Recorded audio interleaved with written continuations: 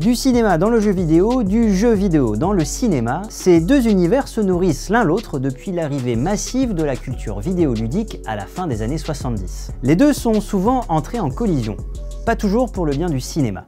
On compte en effet de nombreuses adaptations de jeux vidéo sur grand écran, mais sauf à de rares exceptions, peu trouvent grâce à nos yeux. Côté cinéma, en revanche, le gameplay, les codes ou la culture du jeu vidéo ont toutefois fortement influencé le 7e art.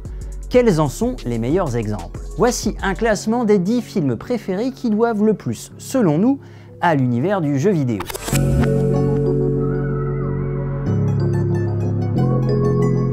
On commence notre top 10 avec Free Guy.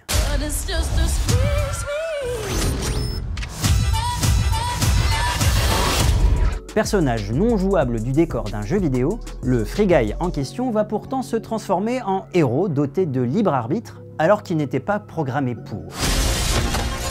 Thanks, Guy. Who is this guy? This character in the video game Free City has been turning heads by being the good guy. Le jeu vidéo comme défouloir ou comme exutoire, un amusement ou la prolongation de sa vie, une œuvre d'art ou un produit commercial, on se pose finalement pas mal de questions intéressantes sur la place du jeu vidéo devant Free Guy, plutôt inattendu pour un film avec Ryan Reynolds. Retour à la fin du XXe siècle avec Existence à la 9e place. Existence is paused! Phobique des aiguilles, passez votre chemin. Dans Existence, une console de jeu se connecte directement au système nerveux et brouille les frontières entre virtuel et réalité. What can I do to make your lunch more pleasant? I found this in my soup, and I'm very upset. En 99, le terme cybernétique se dit encore sérieusement. Existence, c'est ce genre d'ambiance un brin suranné. Comme d'habitude, chez Cronenberg, sexe, mort, existentialisme et trucs dégoûtants font bon ménage. De quoi laisser une grosse impression sur mon cerveau d'adolescent de l'époque. En 8e position, citons Les Mondes de Ralph, 52e classique d'animation de Disney. My name's Wreck-It Ralph. 30 years I've been doing this. It starts to feel hard to love your job when no one else seems to like you for doing it. Comme dans Toy Story, les personnages de jeux vidéo continuent leur vie sitôt la console éteinte. Certains peuvent déprimer un peu comme Ralph Lacasse, un méchant qui décide de se comporter en héros. You must love you. I don't want to be the bad guy anymore. Rencontre déterminante, parcours initiatique, force de l'amitié. Des sujets classiques chez Disney, mais joliment traités dans cet hommage aux jeux vidéo rétro des années 80 et 90. De Disney à la dystopie, il n'y a qu'un pas vers la 7e place de notre top, occupée par Avalon de Mamoru Oshii.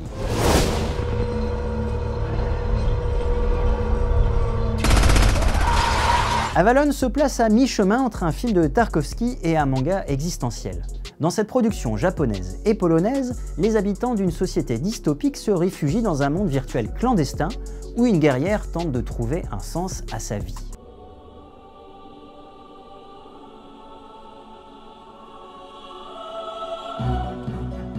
Servi par une mise en scène froide et une superbe musique, Avalon, pourtant sorti en 2001, offre une vision assez juste et contemporaine des univers réels et virtuels qui se mélangent, surtout à l'heure du métaverse. Un film aride, mais particulièrement intéressant. Puisqu'on est dans la dystopie, passons une tête dans le monde d'Age of Tomorrow en 6e position.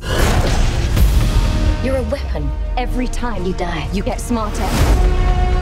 And you're gonna make sure that we can win. Vous avez déjà vu Un jour sans fin ? Eh bien, Age of Tomorrow, c'est presque pareil, sauf que c'est Tom Cruise qui revit inlassablement la même journée sur le champ d'une bataille contre des extraterrestres. Again. Your leg's broken. No, I can still feel my toes. Then we better start over. Come on! Plus il meurt, plus il apprend de ses erreurs, plus il avance à chaque fois un peu plus loin. C'est la parfaite transposition des Die and Retry, ces jeux vidéo énervants mais très addictifs, où l'on meurt et l'on essaie encore et encore jusqu'à réussir. Et en parlant de réussite, ce film de Doug Liman en est une. On passe à la 5e place du classement où il est normal d'y trouver Level 5. Objet du jeu. reconstituer la bataille d'Okinawa.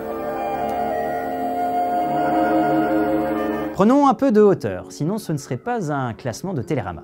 Level 5, œuvre de Chris Marker, se place entre la fiction et l'essai documentaire. Request, Japanese command.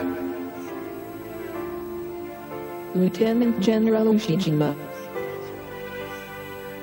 Face caméra, Laura tente de concevoir un jeu de stratégie sur la terrible bataille d'Okinawa.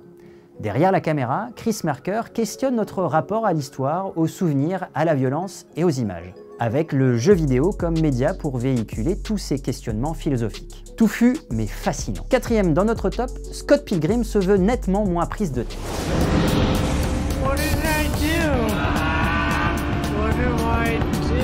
Shoot 'em up dans Shaun of the Dead, scène d'action dans Hot Fuzz, course de bagnole dans Baby Driver, le cinéma d'Edgar Wright respire le jeu vidéo, mais jamais autant que dans sa version de Scott Pilgrim.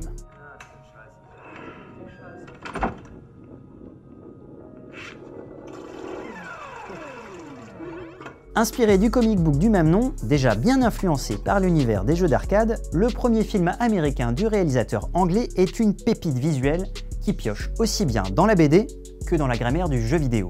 Boss de fin de niveau, barre de vie ou de pipi, KO, récompense et même vie supplémentaire, fun et décomplexé. Le trio de tête ne peut pas commencer sans citer Tron, chef-d'œuvre de la culture jeu vidéo. Hey, it's the big master control program everybody's been talking about. Kevin Flynn, computer genius. Ouais, les graphismes ont vieilli, et alors? Tron reste la première et l'une des incursions les plus réussies du jeu vidéo au cinéma. Trapped inside an electronic arena. Where love. Un programmeur est happé dans un système informatique dont il devient le héros. Le jeu vidéo s'y fait une question de vie ou de mort, à l'image de cette scène dans laquelle s'affrontent des motos futuristes. Instantanément un grand classique de la course-poursuite au cinéma. Avant-gardiste dans son design, son propos et sa mise en scène, ce film de 82 a marqué la pop culture. Sans Tron, cinéma et jeux vidéo n'auraient sans doute jamais fait aussi bon ménage. Sur la deuxième marche du podium, le nouveau maître étalon du genre, Ready Player One.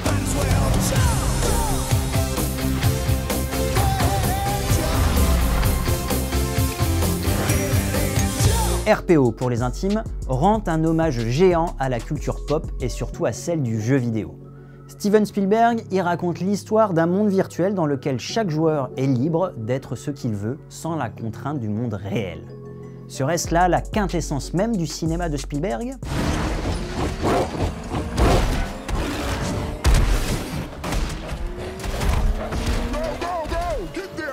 Maestria visuelle de tous les instants, Ready Player One fait appel aux Easter eggs qui peuplent le monde du jeu vidéo depuis ses origines et célèbre l'aspect profondément ludique de ce 10e art. Ready Player One, c'est 2 heures de jeux vidéo auxquels on aimerait jouer. Et notre numéro 1 est, roulement de tambour, pour nous c'est une évidence, Matrix.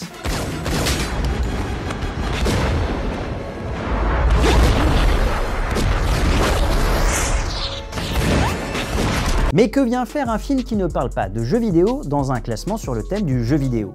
Simplement parce que ce chef-d'œuvre de la science-fiction s'inspire aussi bien du cinéma que du jeu vidéo. Okay, so what do you need besides a miracle? Guns. Lots of guns.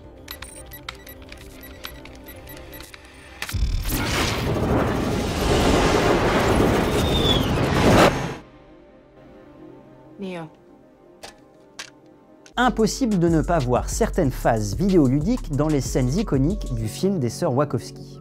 L'histoire, ses thématiques, sa mise en scène s'inspirent de la culture gamer. Impossible aussi de ne pas constater la propre influence de cette trilogie, et spécialement son premier épisode sur les jeux vidéo sortis par la suite. Et comme un fait exprès, Matrix Resurrection, 4e opus de la saga, fait une directe référence à tout ceci puisque Thomas Anderson, alias Neo, y est concepteur d'un jeu vidéo nommé Matrix. La boucle est bouclée.